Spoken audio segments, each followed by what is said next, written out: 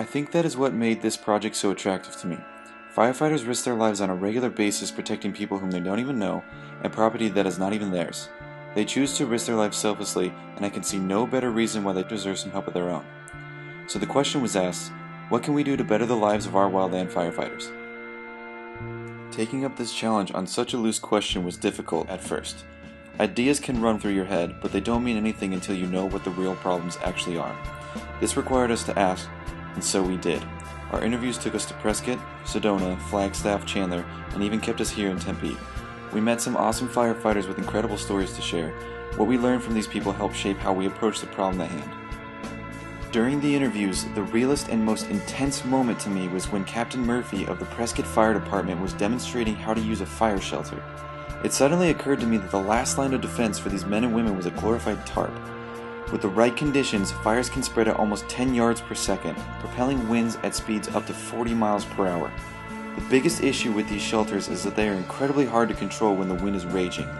Incident reports from tragedies such as the Yarnell Hill fire substantiate this by sharing that, of the 19 firefighters that passed away, 7 fully deployed their fire shelters, 4 mostly deployed, and 8 partially deployed or could not even deploy at all. So my concept was to create a lightweight structure, possibly to spring or extend open within the material so the firefighters could effectively deploy it.